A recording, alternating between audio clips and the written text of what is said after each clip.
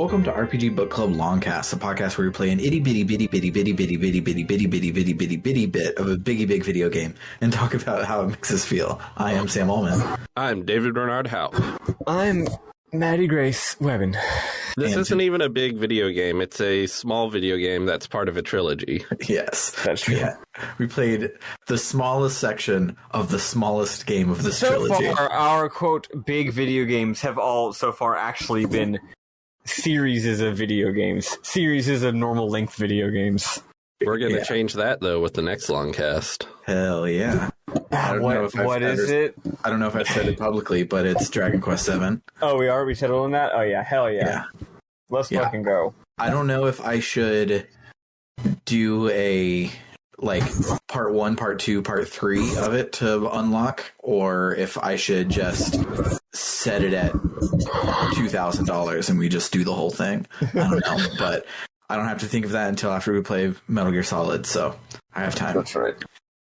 But yeah, we'll be playing episode 2, which is level 2 of this game. It is not a lot at all. It does start to open up here, but it does not open up far enough to do anything interesting. So you can go and do a couple side quests, but not necessarily a lot of things. And don't know why they divided this game into 6. And this is a whole chunk, but whatever. But before we get to all of that, we have a top 5 for the week. Because as you may or may not be aware, what's Sugi's first name? I forgot. Or Koichi. Koichi Sugiyama recently passed away, and he is famous for having done... Rest in piss. Rest in piss. He's a racist asshole, but he makes good music. That is the music for every Dragon Quest game. Pretty much all of them. I don't know if it's all of them, but if it's not all of them, that will affect my answer. Almost every single one, at least. Yeah. I can't think of a single one that it isn't. But because he has passed away, the torch must now be passed. And our top 5 this week is our top 5 recipients of said torch. The top 5 people we would want to see make music for Dragon Quest. I rather doubt any of us have come up with 5. I have some joke answers. I easily could have, though I did forget. So no, I haven't. But not because it would not be possible to. You know, it's got to be Shoji Meguro. That's a joke answer. I was trying to gotcha and look up Dragon Quest Monsters Joker 3 to be like, surely this spin-off of a spin-off wouldn't have Koichi Sugiyama music, but it does. Of course it fucking does. Yeah. So, I honestly don't know, because his music sounds a particular way, and it will regardless change, but I don't want it to change. I'm trying to think of somebody that would be close enough. I'm not sure. So my answer is Yoko Shimomura, because she has range. Yeah. So Shimomura is one of mine. She is the easy. She's the easy gimme answer. Because she is a genius. She has phenomenal range. She's a real chameleon. She both has an identifiable style, but also can do all kinds of styles. The lightness that she typically imbues her music with, or at least often does, fits with Dragon Quest. She would not actually be my first choice, but if they went with her, I'd be like, yeah, that makes sense.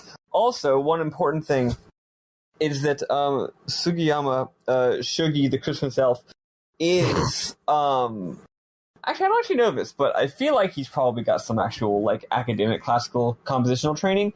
I don't think you can compose the kind of stuff that he composes if you don't. And Shimomura definitely does as well. And it's not that you need to go to college and study classical music and composition to make good music. However, there is you can tell, like, you do need to in order to do certain things in your music. Let's put it that way. Yeah, like it's not subtle at all, the difference between someone who knows sort of the academic nuts and bolts of musical theory and composition versus someone who doesn't, even if they're both equally good. So I think I would want it to be someone that has that kind of brain knowledge, because that adds a level of delicacy and also a level of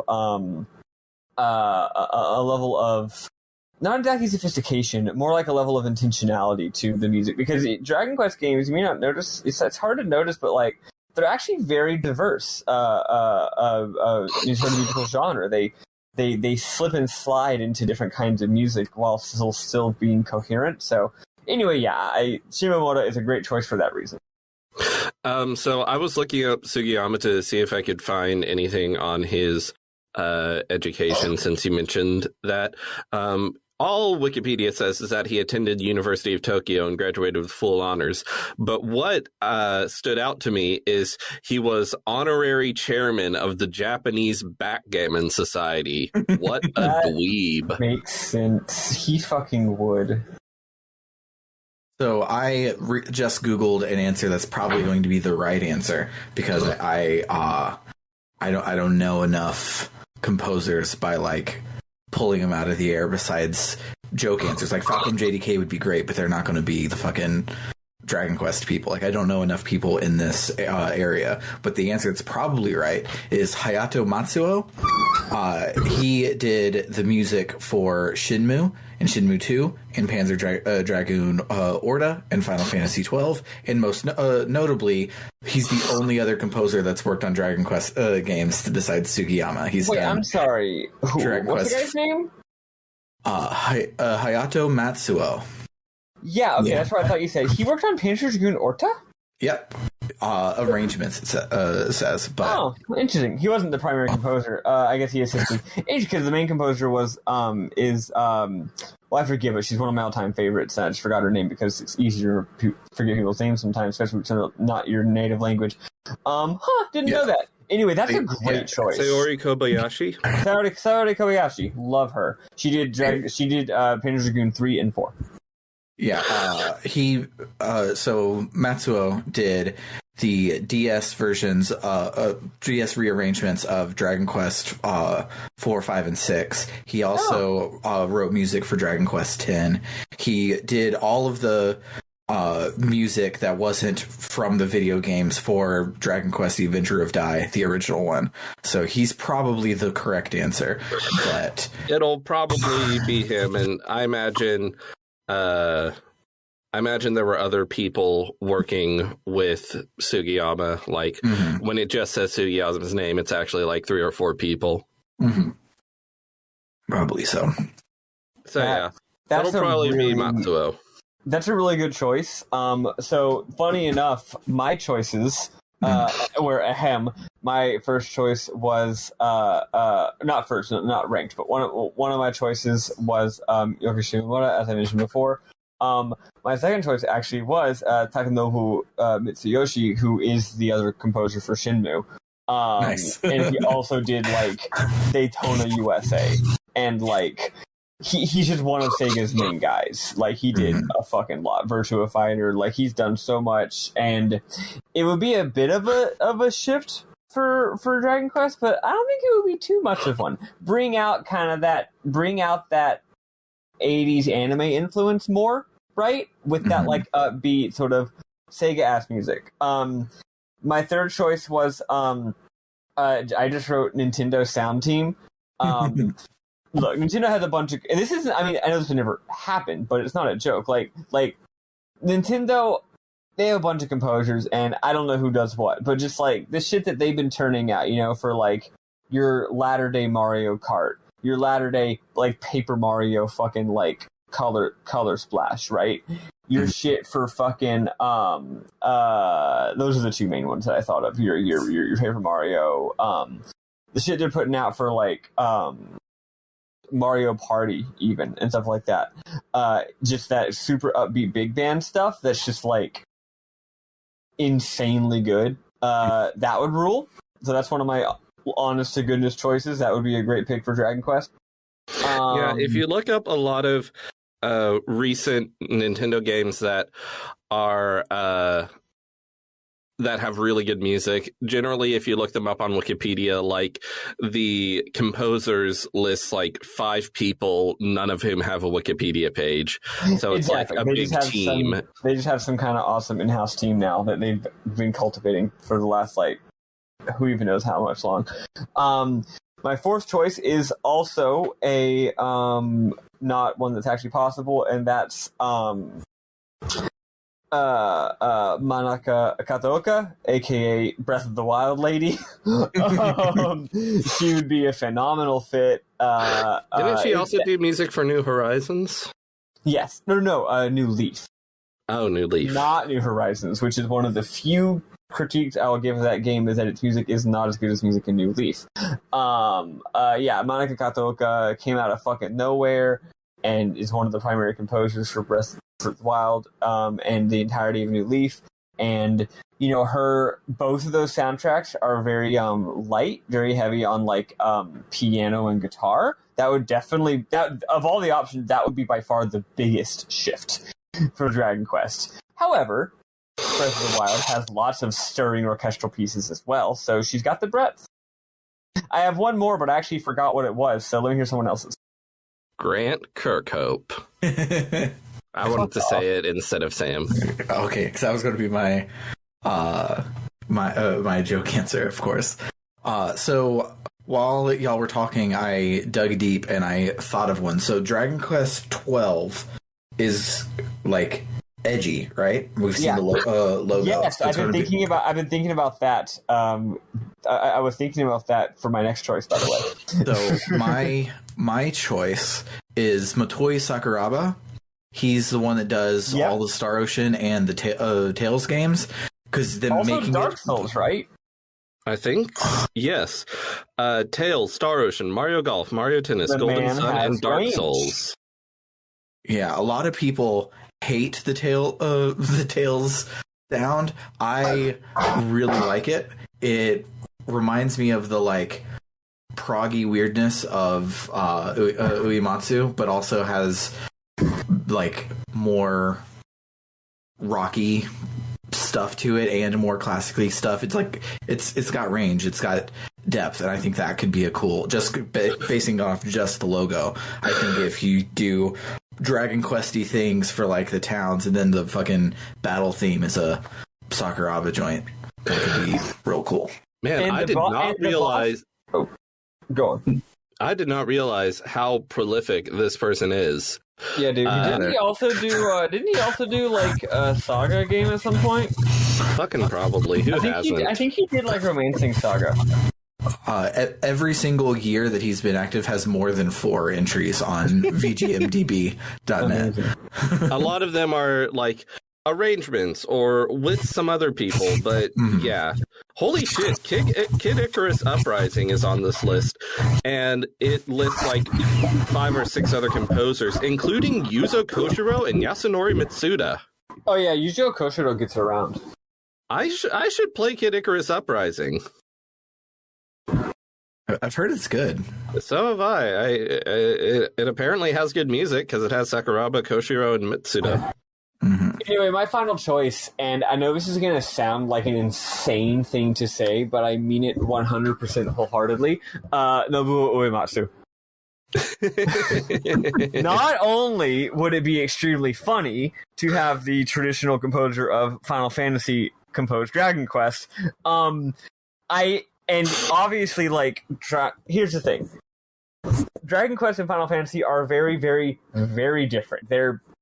I mean, God, if you want a quick and dirty overview, like a symbol representing the diversity inherent in the breadth and opportunities inherent in the JRPG format, just look at the differences between Dragon Quest and Final Fantasy. They're different tonally, they're different compositionally, they're different conceptually, and yet I think Nobuo Uematsu could write a fucking great Dragon Quest soundtrack, especially given that 12 is apparently trying to be a bit more edgy and dark. Uematsu could fucking, like, especially if you went, like, a little, like, I'm thinking not, like, FF6, 7, 8, like, grand, sweeping, faux operatic kind of mode. I'm thinking, like, a combination of, like, the shit you hear from, like, FF4, and then, like, his all the way out the butt, like, Lost Odyssey type shit. Like, combination of those two things. And also, Sam, you mentioned earlier about Sakurai, or whatever his name is, Sakurai, being a good composer. You know what? Dragon Quest, unique among almost all our JRPGs, the boss themes, the normal boss and final boss themes, instead of being, like, catchy, epic, cool, fun songs, they're generally just, like, a cacophony. A cacophony that sounds terrifying and toneless and loud. And you know what? That's Dark Souls music. Like, that's Dark Souls boss songs. That's Dark Souls, baby. Again, perfect fit. I can anyway, but yeah, no. My number one pick that I would absolutely lose my mind is Nobuo Uematsu for both conceptual, ironic, and actual artistic reasons. Is Uematsu even, like, technically active still? Does he do shit other than hang out? He is a freelance composer that occasionally will write some music, yes. Let me see. I do have one final... he did Fantasian, of course. Oh, yeah, which came out not too long ago. And before that, really he did that app game that was pretty good. Terra Deluxe. Terra Wars and Terra Battle. Terra Deluxe 2. So this one will never actually happen, but if it did happen, I would lose my fucking shit. If Hyperduck Soundworks, the people who wrote the best JRPG battle theme of all time in Cosmic Star Heroine, if they were the ones that did Dragon Quest, I would love that for them. And also, that would be really cool. Because I think that's unlikely. Think that makes any sense conceptually, but it doesn't. I just wanted to shout them out because I had spots left in my top 5. Shout out to them for writing great music, though. Yes. So I don't think I've actually done a single serious answer yet, and all the good answers have been taken pretty much. I'm going to say a very facile answer, which is Satoshi Sakimoto. I used to be a super hardline Sakimoto needs to do Dragon Quest believer for years, and I'd forgotten all about him in the run up to this episode. Yes, absolutely. He's great, and his style would fit. He's probably the active major video game composer who's, like, the least far from Sugiyama's style. So that's why I say he's a facile answer. But I mean, he would be great. So I think that he's similar in a lot of ways musically, but I think he's very different in terms of vibe, which would be a fun change. Yeah, you know what? That's why I said not far instead of close. Yeah. That is actually my actual choice for what would be, like, the actual best option, like, not in, like, a dream world, but in, like, I'm actually not Yu Suzuki, that's a different guy. I'm Dragon Quest man, and I am trying to hire a composer wanting to make the best choice as an artist. Sakimoto's the best choice. Yeah, looking at his works, because I didn't recognize him by name. He's the Final Fantasy Tactics guy, and Final Fantasy Tactics sounds more like a Dragon Quest game than a Final Fantasy game, so it works. I'll take it. Yeah, Final Fantasy Tactics, Final Fantasy 12, Ogre Battle, right? Yep. Yeah, he did basically everything in the Evil East series, at least all the main ones. Vagrant Story, of course. Vagrant Story, possibly his greatest work. But also Breath of Fire, Dragon Quarter. Oh, yeah. I remember. Oh my goodness. Radiant fucking Silver Gun, which is a phenomenal OST. Also, Gradius 5, which is not as good, but it's still quite good. I remember walking into the room where you were playing Breath of Fire 5, and I was just immediately like, is this the guy who did Final Fantasy 12? He also did, I think, every game in the Valkyria Chronicles series. I haven't played any of those games or listened to any of their soundtracks, but I know that those are popular.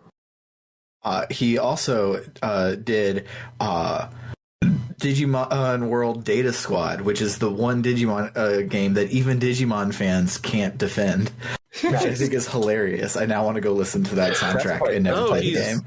He's worked with Vanillaware. He worked on Grim Grimoire, Odin Sphere, Dragon's Crown. Yeah, I think he could possibly get it because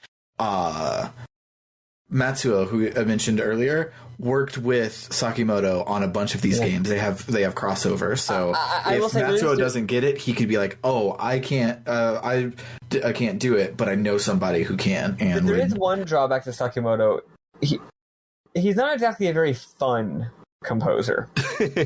Like, he's great.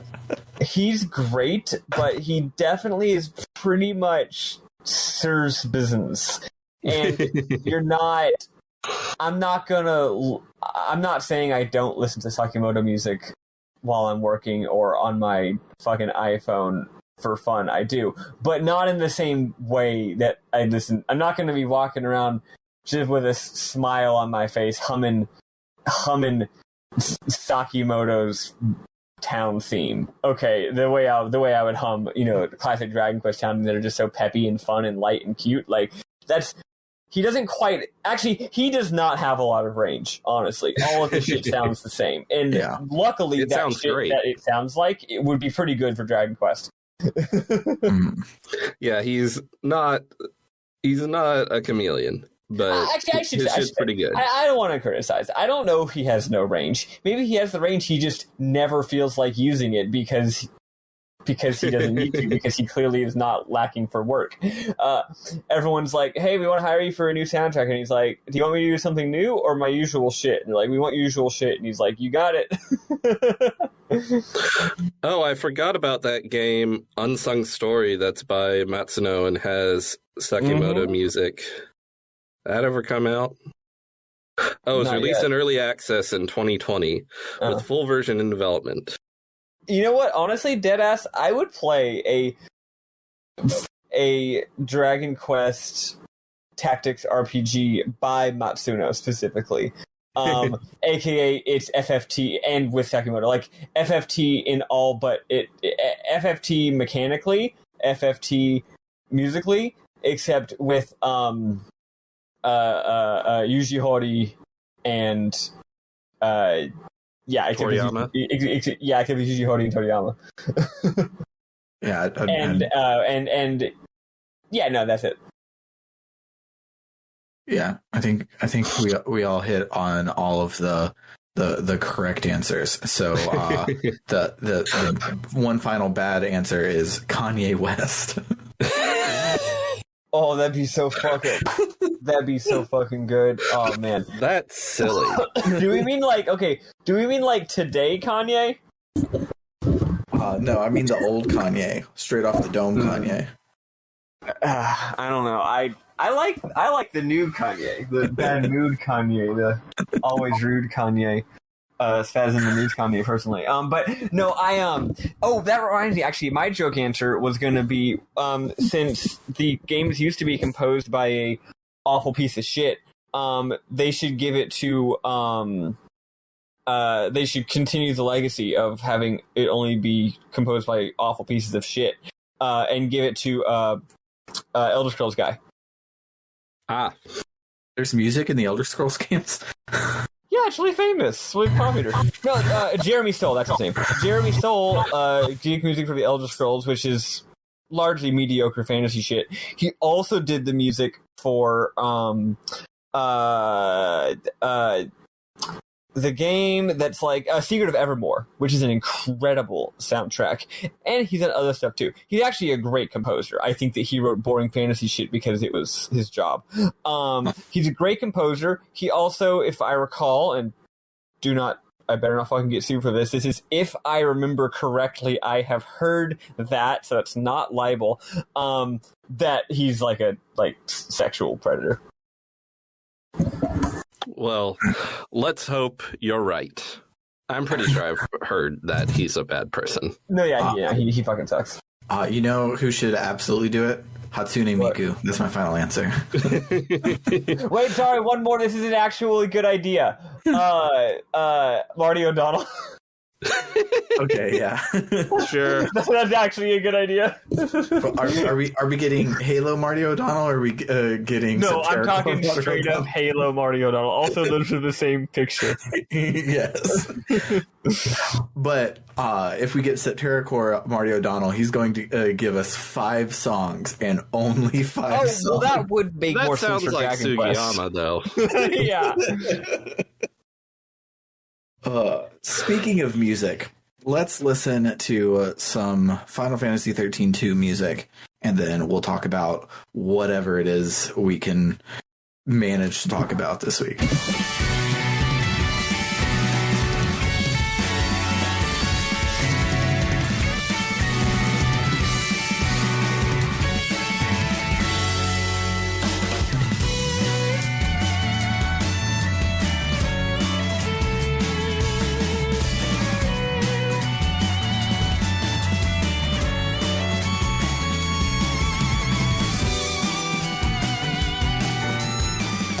This game has good music. It does. Yeah. Fuck that one person who said it doesn't. I finally was able to listen to it this week, and I was like, oh, this is good. It actually, related, the town theme for the town that we're in this week reminded me of a Dragon Quest sounded-ass song. So whoever this guy is, they can... I think 13-2 is by a few people. Yeah. Yeah, it's a couple people. But, I should bring up my notes instead of looking up who did the music for 13-2. It's okay. I'll look at the music for 13-2 for you. Okay. So we load up our game, and we're back in the Historia Crux. We go to the one place we can go, which is the Brescia Ruins, 5 AF, the distant future of 2 years in the future. And to be clear, we know this because the UI tells us. Yes. As we put our cursor over that year, a hot voice says a provisional government has replaced the sanctum, and a scientific organization called the Academy searches ruins for ancient technological secrets. One such site is the shores of Lake Brescia, where a giant war weapon has been unearthed. So we click on it, and there's a long loading screen, and Noel and Sarah fly out of a time gate. Sarah realizes they're on Cocoon. They step out into an open area, and a huge hand reaches up out of a pit. It starts wrecking up the place. It seems to be attached to a translucent figure. Noel and Sarah decide to fight it, instead of running away. During the fight, airships fly in to attack the invisible giant. A voice from an airship says, "Paradox effect confirmed." They blast the giant, and the arm goes back to resting in the pit. Sarah is thrilled to see the army, but the army captures them.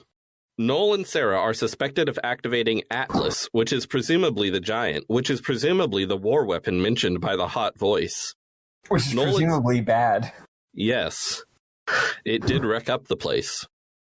Noel and Sarah are locked in a cell and realize they're 2 years in the future, but Sarah is real slow on the uptake. This scene drives me insane. It's like,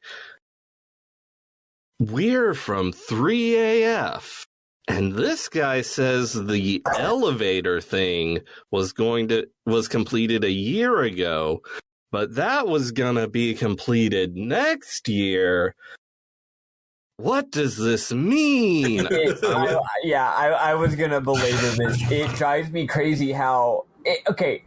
a character taking a bit to piece together they travel through time isn't itself absurd, but it is when you just spent 3 cutscenes being like, we're gonna go time travel. We know this before we go into the gate. I actually got a screenshot of this, by the way. She goes, the elevator wasn't anywhere near completion, but he said it's been operational since last year. How's that possible? And then your live trigger options are, am I remembering things wrong? Or what could it mean? Or is this another world? Or is this the future? I picked, is this the future? Because I want to roleplay a Sarah that is not a fucking idiot. Same. I didn't feel like she doesn't feel like an idiot to me. So TFW, someone straight up tells you you're going to travel through time, and then upon encountering facts that could be resolved by remembering you traveled through time, you proceed to be very confused about the facts. Yes. So Sarah is not stupid. So I also have not roleplayed her as someone stupid. But apparently, if you do, you can unlock little hats for all your Pokemons. Oh yeah, so, I found out from a walkthrough that in every single live trigger, there are certain ones that are designated by the game's code as humorous. And if you pick all the humorous ones, you get little hats for your Pokemon. So you actually get rewarded for being for goofing around and being an idiot. Which, you know what? Silly. Sounds like my kind of game. Yeah, especially because you could go and replay all the cutscenes in like any place, and so when you go back to do it over again, they actually give you more. So you have the face buttons plus the 2 bumpers, and both of the bumper ones are usually ridiculous. And if you pick one of those, I did not know that. This game's systems are ridiculous. Yeah, we'll go into it more later, but yeah, basically this game's got like, what if New Game Plus was part of the game the first time?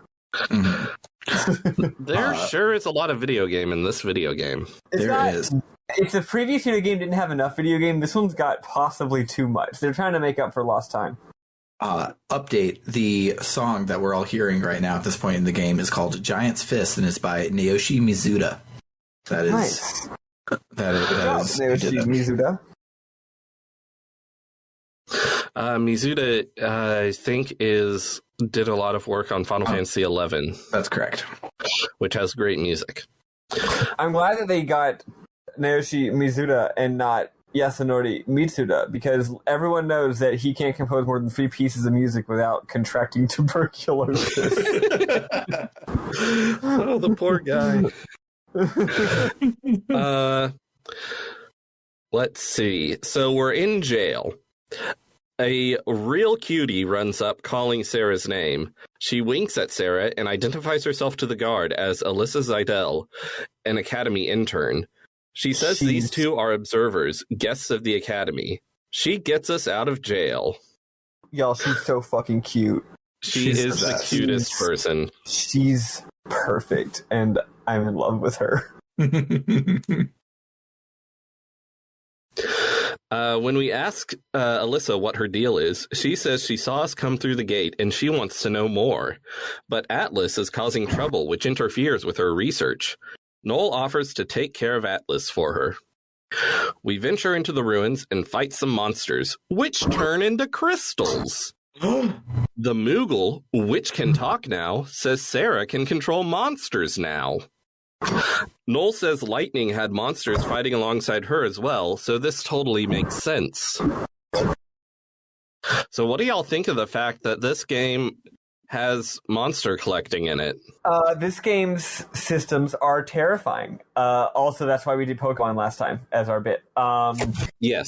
No, this game is out. This game is fucking nuts. I already mentioned how the Crystarium is weird and different this time around, in a way that's actually much more confusing.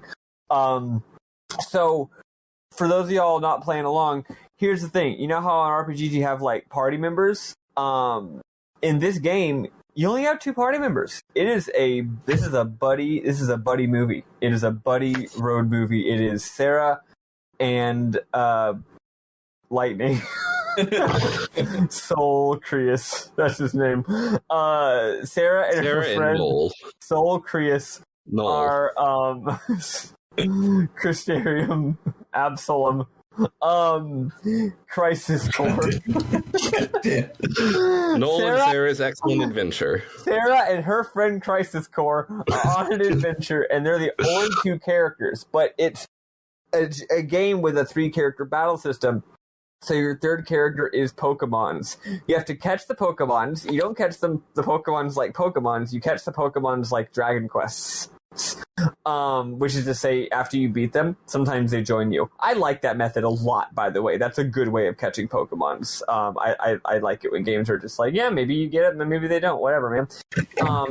They might join you. You have to equip them in like a fucking like a Rolodex what's the word, power glove, paradigm pack. Yeah. And you can have 3 of them equipped at once. And each of them, here's how it works though.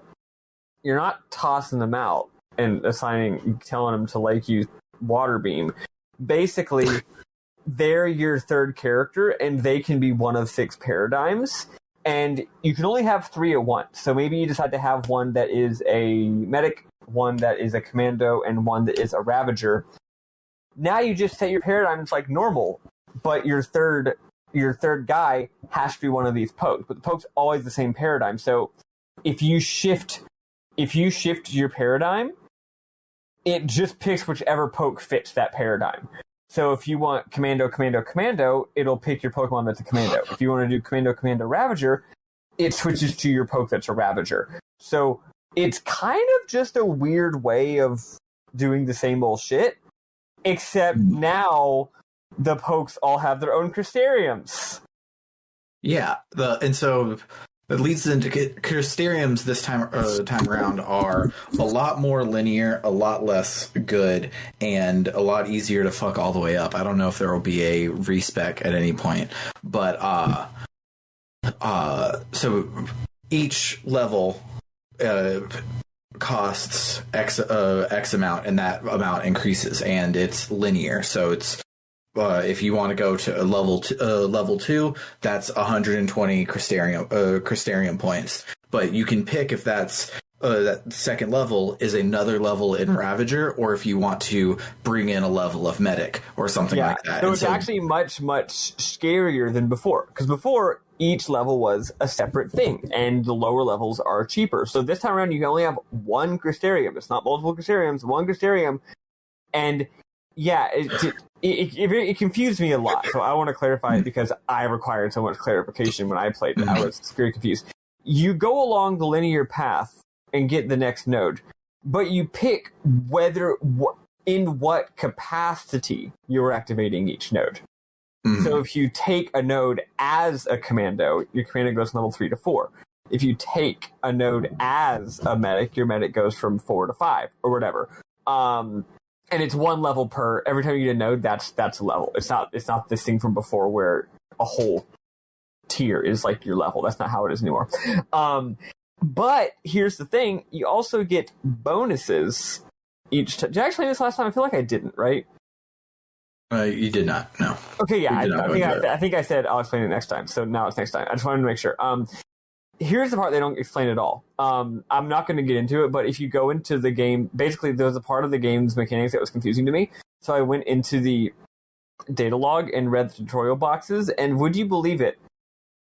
They didn't help at all. It was like every sentence made sense, but by the end of it, I had still not learned anything about how the game's mechanics work.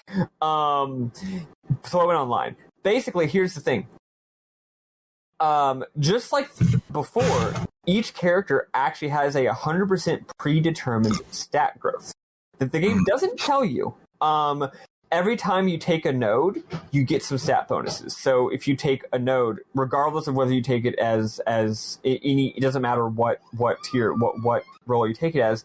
It's just like, oh, this node got you +2 attack, +3 to magic, and +1 HP.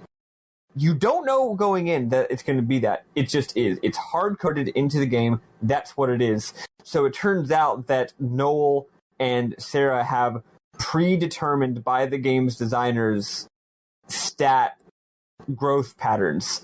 But again, the game does not tell you this. I'll go ahead and spoil it. Noel is attack, and Sarah is magic. I'm going to tell you that going in. That way you know how you should build your fucking characters. Yeah, because your third party member has access to all 6 basically for free, because you can level them up for 80 fucking gold at the shop, which is ridiculous. So your Pokemon is so versatile, you don't need to try and make Sarah and Noel versatile at all. You make her a kick-ass Ravager and you make him a kick-ass Commando, and that's how you get through the game. But I'm so letting you know, but so the stat growth is all predetermined, except every couple nodes, there'll be, it's like, So, say you're at level 2 for Commando. You'll see on the game's UI that once you get to level 6 for Commando, you unlock a new ability. Until then, though, it's nothing. So you just hit Commando, Commando, Commando, Commando, and you level Commando up from 2, 3, 4, 5, 6. Every time you do that, you get stat bonuses, but the stat bonuses have nothing to do with the fact that you pick Commando. It's just the predetermined bonuses that are part of the game's code.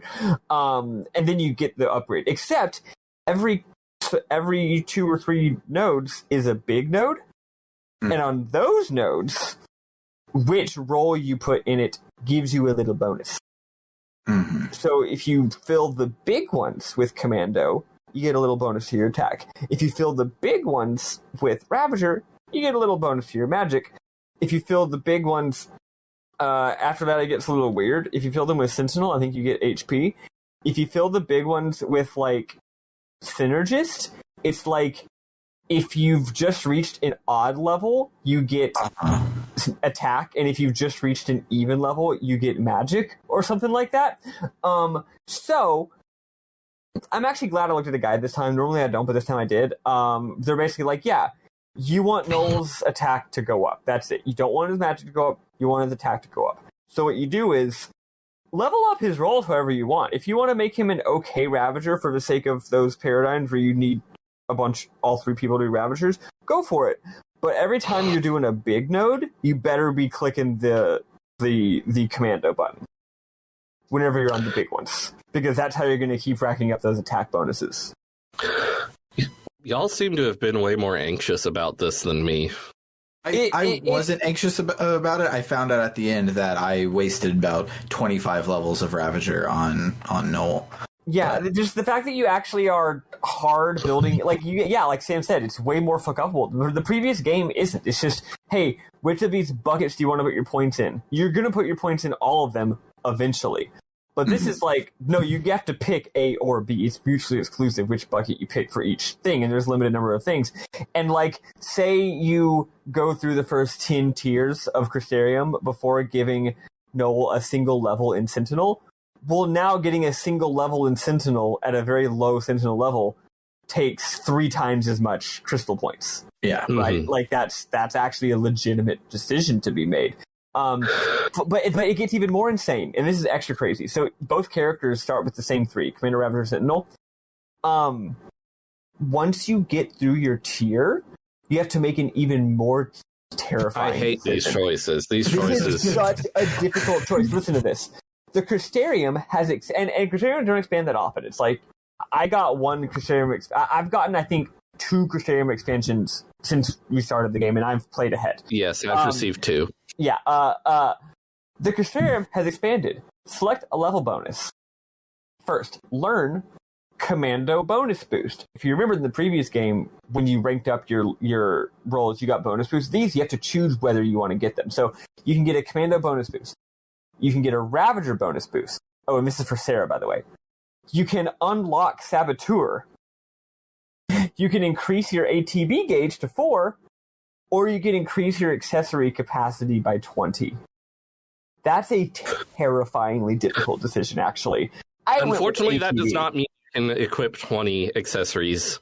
Each accessory has a score, and they add up to... And they add up quick. So far, I haven't been able to equip 2 accessories at the same time yet. Yeah, so far, of the accessories I've gotten, it's been like, some of them are 30, and some of them are like 55. And your default, your starting capacity is 50. So it's like, to me, unlocking an entire role or increasing your ATB gauge seems like way more important than I can have more accessories. But when it's like, oh, wait, I can't even equip like some of the most basic accessories because I'm at 50. It's like, shit. I'm like, I had to stare at this screen for like 5 minutes every time. It's terrifying that this game's actually making you use your fucking brain, whereas before it was just like, hey, you hold down the button and it goes. I will give y'all a tip that I read on the internet. I think I saw it on a couple of people, different people saying this. Synergist is not nearly as good in this game. The main reason being that they don't have haste anymore. What? Well, the only way to speed up your ATB is with certain weapons and accessories. That actually is very useful to know. Thank you. Or by however, apparently log into somebody, you can start with haste, which is nice. Oh yeah. Apparently, though, Saboteur continues to be amazing. So, yeah. So far, what I did was, I think right now, I gave Sarah 2 ATB boosts, so she's at 5 ATB, and I think I gave Noel 1 ATB boost and. Other way around. I gave Noel double ATB, and I gave Sarah ATB and Saboteur. So, yay! Turns out I made the right decision. Saboteur's great. I mean, you love lowering the enemy's defense, you know? It's actually useful in this game. A lot of games it's not. I did, both of them got 1 ATB and unlocked a class. So, Sarah has, Medic, because it's not linear, it's at each level, like, your choices change, and so at her second one, Medic was unlocked. So I did not get Saboteur yet, but so she has Medic and an ATB, and Noel has an ATB and Synergist. Because I was expecting Synergist to be good. Now that I know otherwise, I probably would have flipped the two. But yeah, and like you're just locked into these choices. It's again like it's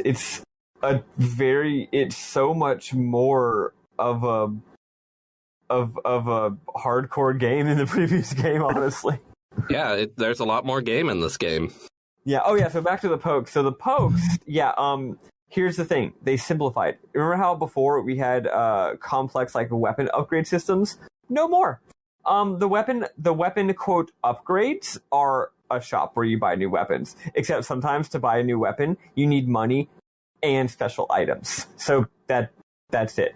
It took out all the crafting and just made that. What they did was they took the crafting and said, now you're going to take all those craft items and feed them to your Pokemon to upgrade their Crystarium. So they just did a little shuffle. They did a little Cupid shuffle of the game's mechanics, basically. Also, you can equip all your Pokemon with accessories, but don't worry, they're not actually for stats. They're just to make them look cute. Yeah. I find it hilarious that the people making Final Fantasy 13 were like, the monster designs in Final Fantasy 13 can definitely carry being the monsters in a monster collecting game. Those designs are definitely good enough for that. They're great as enemy monsters. They're not great as little buddies that I'm going to give a shit about. Yeah. Except for the one you start with, the little Among Us robot looking guy. Yeah, that's my son. It's pretty good. Although I gotta say, right off the bat, these pokes have good moves. Like, you'll catch one where it's like, oh, this shit's got Cura. Oh, this bitch is, like, immune to all ice moves. Like, also, each poke, again, this game's mechanics are insane. Each poke has 4 different, like, traits. Mm-hmm. And the traits are all super unique. Like, there's one that's called, like, Late Bloomer, which basically means you have to level them up a lot, but eventually they get really good. And then there's, like, quick early, like the opposite of Late Bloomer, where it's like, no, this thing's max level is like 8, but it gets good. And then there's shit like a lot of the funny thing is, if you look at the game's data log, the game's data log is like, yeah, the Pokemon have traits. Here's a few examples, and it gives you like 4 or 5 examples. There's also dozens of others that the game doesn't ever explain what they are. There's no UI text. It's just, I guess you just have to figure it out. Or Google it. It's very weird. And then, because while this is Pokemon that you gather by doing a Dragon Quest, it's actually a Persona / Monster Rancher, because you can make your good poke eat the crappier poke and steal its stats and moves. As I alluded to, the items, unlike in the first game where they were really expensive, they are dirt cheap for the first level worth of stuff. So for about, say, 3,000 gold, you can fully level out the first level of one. So if you go and catch something and you look at it, you're like, you suck. I'm going to level you up to max and then feed you to my favorite one. So now my favorite one is going to get all the good stuff, and I don't have to ever use you again. Which is a funny... How do you feed a Pokemon to another? I haven't figured out how to do that. So under the monster setting, it's called Infuse, I think. And that one you pick a host Pokemon and a non-host Pokemon, and the non-host one gets eaten up. Yeah. We really should probably be using Demon Fusion as the analogy, not Pokemon eating. Yeah, whatever. Look, buddy, they're Pokemon. Actually, these are. I should look up whatever they're called in. Spectrobes. No, I was gonna say Invisimals. I was gonna Fossil say fighters. No, I was going to Neopets. say the level 5 game. Ni no Kuni. Ni no Kuni, there you go. Which is also a game that's Pokemon when it oughtn't to be. But yeah, no, I look, they're Pokemon, like fuck it, like whatever, man, they're Pokemon. But I it's interesting how your character builds are like very heavy commits, whereas the Pokemon are like, yeah, use a Pokemon. If it sucks, if you spend money leveling it up and then it sucks, it's fine because it wasn't that expensive. Just toss it and get a new one. It's really weird how it's a total different vibe between the two different build systems. Yeah. All in all, because it's super complex and crazy, it has a lot of expression in a way that 13 did not, and I really like that about 13 is like you do one thing. It's an interesting thing. It's a complex thing, but you're gonna do this thing and you're gonna like it, buddy. Mm-hmm. This game is a lot broader and more playgroundy. Mm-hmm. Mm-hmm. We mentioned the shop a few times. We did not mention that the shop is an apparently time and space transcending hot lady dressed as a chocobo. What? Yeah, Chocolina. The data log implies that she's a chocobo from the future that came back and took on human form to sell items. So that's cool. That's what I'm going with. That's okay. Fine. That's whatever. Good for her. Good for her. Exactly. One more final thing I want to mention. Last week I meant to ask this but didn't. Sam, you were going on about different costumes. I don't have any other costumes. How did you unlock them? Did you buy the DLC? No. Is that how? The Xbox? Oh, the Xbox version probably doesn't come with it. The Game Pass version comes with it. Oh no, that's what I have. Oh, but do you have to? I'm playing it on Game Pass. The Game Pass version comes with what? All the extra costumes and DLC, but maybe that's the PC. No, it doesn't. I had to buy the DLC. Then the PC Game Pass version comes with all the things. Well, that answers my question, then. I won't bother with it. Yeah. We do need to have an episode covering the DLC, though, because one of the DLCs is the true ending, and apparently the others don't matter. Yeah, I would like to actually do that. But I didn't realize that some of it was aesthetic, and that apparently Sam got it for free. Yeah. I almost want to switch over and play it on the PS3 so that I can get the Mass Effect armor for Noel, because all of his costumes suck, and I would rather him be fucking Shepard.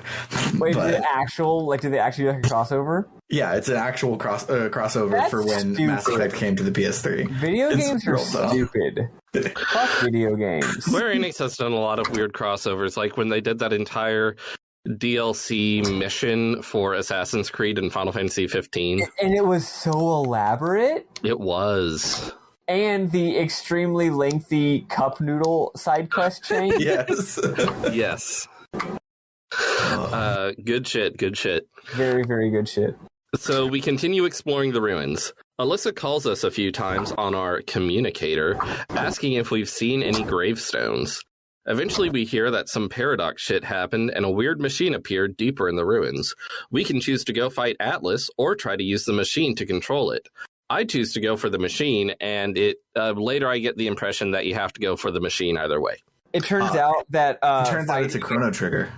This boss is way too insanely hard for you to beat. You can't actually beat it unless you're like doing cheating. But using the game's new game plus type shit, you can go and try to beat it later. That's cool. So when we get to the machine, Atlas's hand reaches through the floor and grabs Noel and Sarah. Mog does something, and we find ourselves in an abstract space called the Void Beyond. Mog calls it a time labyrinth, and Noel says we're inside the paradox. Mog says we have to figure out the labyrinth and its puzzles before we can get out. I'm sure this won't be annoying. It's actually not annoying because the puzzles are extremely easy. I'm guessing it's going to be annoying later when the puzzles are harder, when they do the shit again. Yeah. I started if this game didn't have enough stuff, it's also got Catherine in it. Yeah. So I started playing Ratchet and Clank Rift Apart last night, and I got to the part where Clank goes through a paradox, and he ends up in the world between worlds and has to solve puzzles to solve paradoxes. So this was a trip for me to play again this morning. It's literally the exact plot of Ratchet and Clank Rift Apart. So we do the easy puzzles and we pop back out near the machine, which is now active. We use the machine and Alyssa calls us to tell us Atlas is slowing down. We go and fight it and only a tiny sliver of its HP is left, but it's still really fucking hard. Yeah, this is a really fun battle. It's like, this is a battle of attrition and you definitely can't hold on forever. But luckily, it's got 5% of its max health, so you managed to kill it before it kills you. Yeah, basically, you just need to stagger it once, and then you've won. However, another fucking mechanic in this game that we haven't mentioned is that there is a new status effect called Wound, which lowers your max HP, and Atlas wounds the shit out of you. And this is important because if you recall from before, I just said that this is a battle of attrition. Now you might think, those studious of you might think, but Final Fantasy XIII's battles doesn't really have a concept of attrition because there's no MP. It's a tug of war where if you can be good on your buffs and heals, you can be in the exact same state halfway through the battle as you were at the beginning. There is no attritiative quality to this game's systems. Now there is, buddy. Yep. And so far, the only way I've found to combat wound is wound potions, which are, of course, consumables. I don't know if later medic role or medic monster can unlock something to cure wound, but we'll see. I feel like I've already learned something that does it, or maybe a Pokemon had some kind of special ability involving it. I feel like I've already seen something. Anyway, after we defeat Atlas, it disappears and the paradox effect dissipates. The ruins it ruined get unruined. Sarah wonders what caused the paradox effect, and Noel theorizes that someone is intentionally fucking with history and the timelines. We find the gravestones Alyssa was looking for. They appear to be victims of the Purge. Alyssa shows up and sees the grave of her friend who died in the Purge. Alyssa herself is a survivor of it. Alyssa suddenly gives these relative strangers a very detailed account of her severe PTSD from the Purge. It's intense. Yeah, it's a really good scene, but also it comes out of nowhere a little bit. It comes out of fucking left field, but it's good. Sarah feels guilty for indirectly causing the Purge and wonders if there's any way to make up for the suffering she's caused. And I'm yelling at the TV, it's not your fault, you idiot. It's the Sanctum that did the fucking Purge. Characters in games in general are just... They're just really bad. They're just really bad at understanding these simple concepts. Yeah. So we find some artifacts and unlock some gates. There are 2 artifacts to find and 2 gates to unlock, because Chapter 3 is split into 2 different parts that you can do in either order. So we'll need to figure that out in a minute. But as we're unlocking the gates, Sarah totally has visions, but she assures Noel that she totally isn't having visions. Now it's time to head off on more time adventures. Hell yeah. And that's it. Good thing we talked about Dragon Quest music for a long time. Yep. Yeah, so let's listen to some Final Fantasy XIII-2 music, and then we will talk about other stuff until we're done.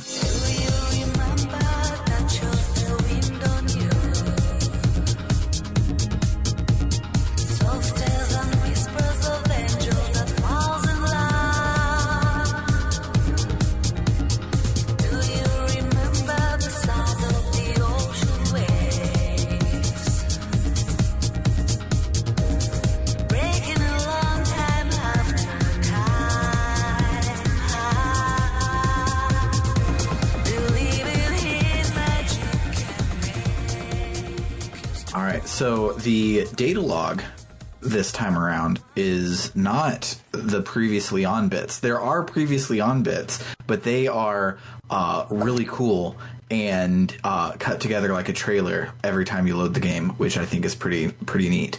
But there isn't just like a list of what the fuck happened in Chapter 1 anywhere.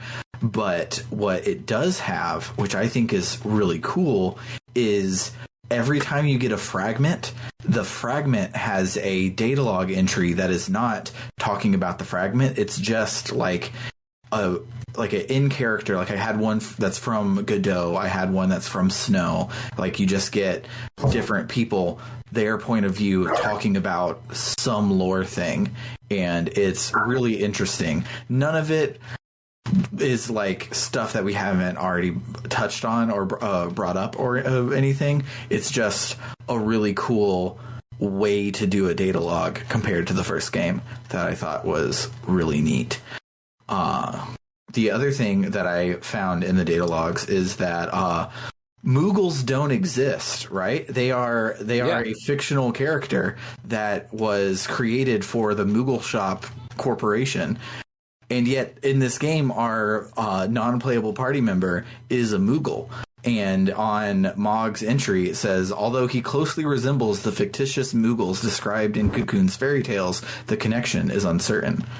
So I thought they were just going to never talk about the fact that they did not exist in the first game. But they might not talk about it any more than this, but they do at least hang a hat on the fact that there are now Moogles in a world without Moogles. There have been, in like one actual cutscene and in some NPC dialogue, there's been things like, oh, what a cute Moogle toy. Yeah, what a cute, clearly not an actual thing, Moogle. Which brings me to one of my Mim moms. So I didn't have time to do data logs this time, but I did talk to every single NPC. And they have multiple lines, which is always something that I find annoying. But a lot of it's really good. At one point, you talk to a researcher and it thinks that it's like, yeah, it thinks your Moogle is some kind of cute pet, and it asks what its name is, and Noel says its name is Piggy Kitty. What? And then he just rolls with it. He doesn't even act like he's making it up. He's like, what's his name? He's like, Piggy Kitty. That's silly. That's great. In addition, I just love how in the FabuLOng Nova CASTulus series, you get sentences like, currently, a phenomenon called the paradox has taken effect. TFW.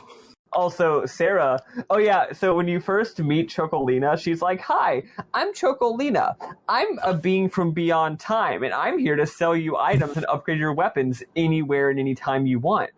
And Sarah literally goes, hi there. I'm a little overwhelmed and slightly confused, to be honest. So you run a shop?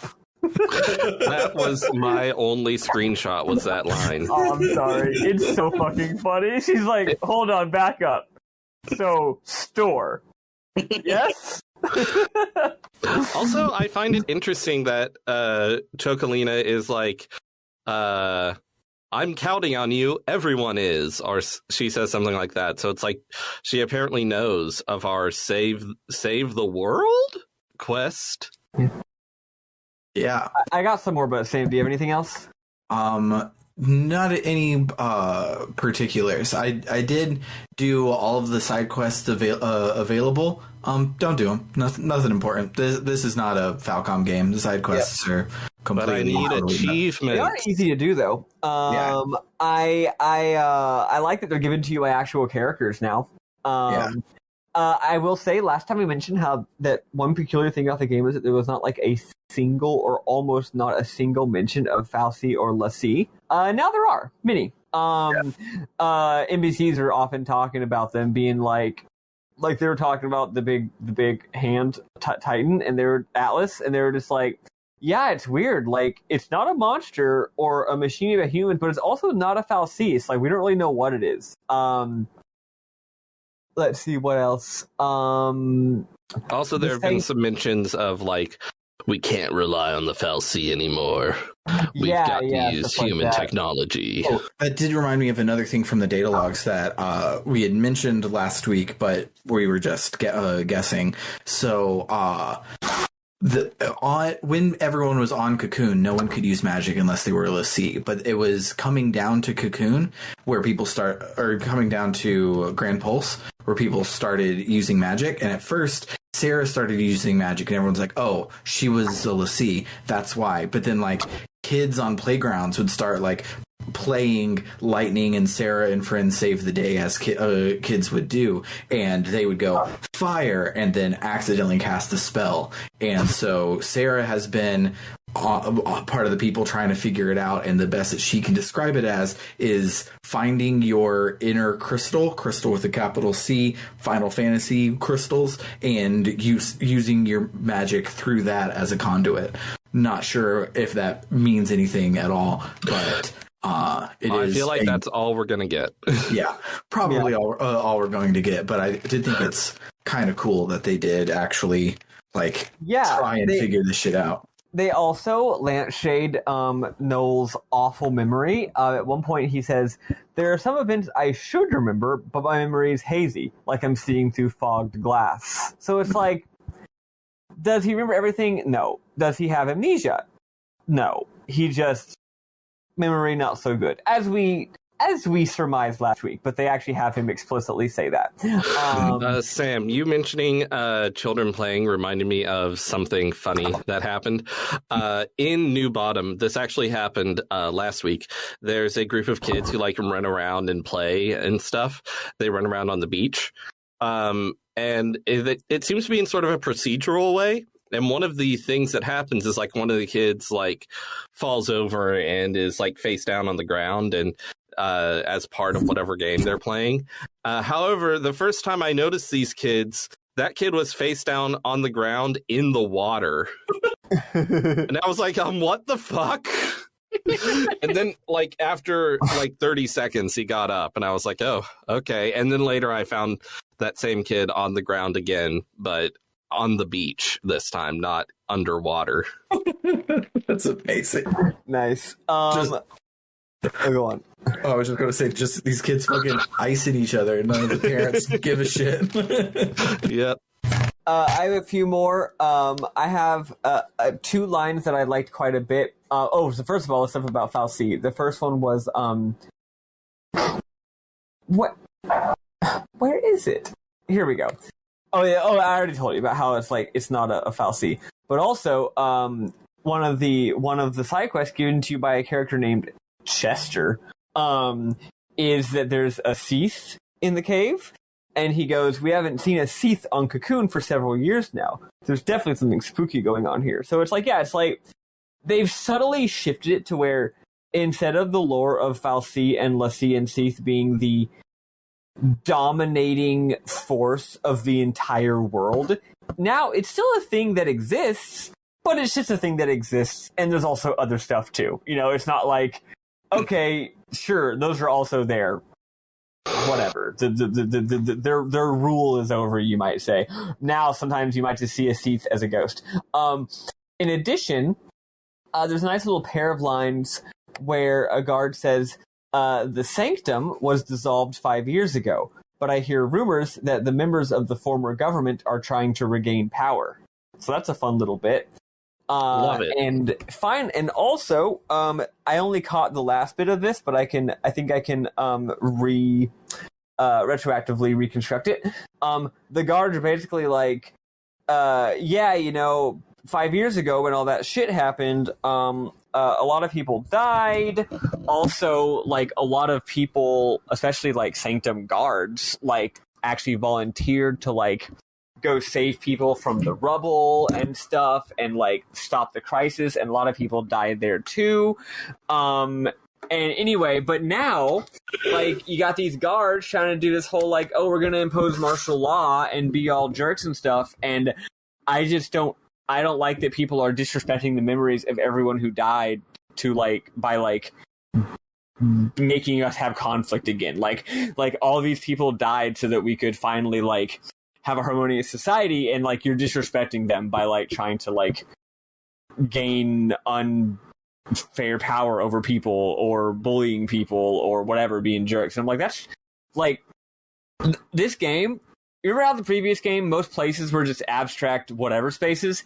Every single place in the game so far, I mean, we've only been to 2 places, but still, both of the places in the game so far are like normal places. Like, this is...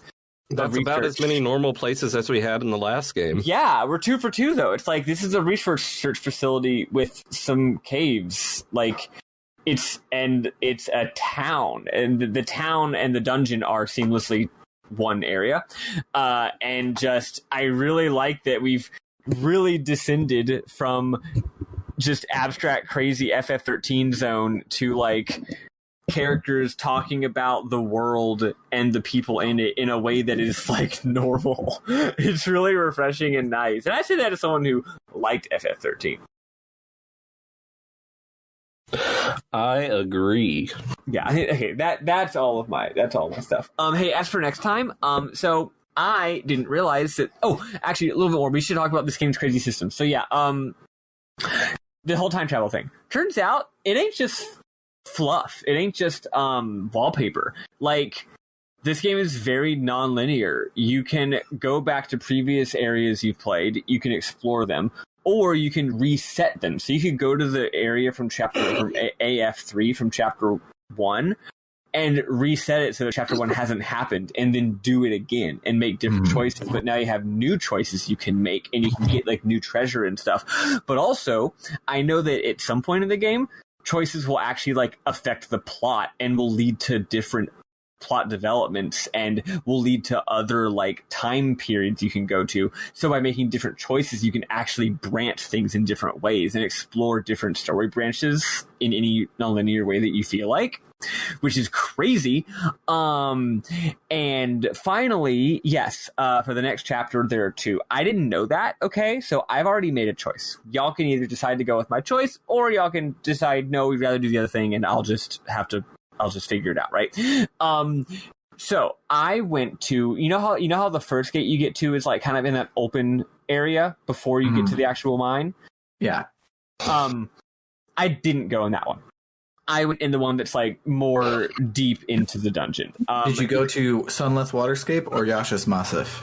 Oh yeah, I guess it would have been easier. Yeah, I went to Sunless Waterscape. Okay. So Sunless Waterscape, it turns out, is quite a bit more difficult than the others.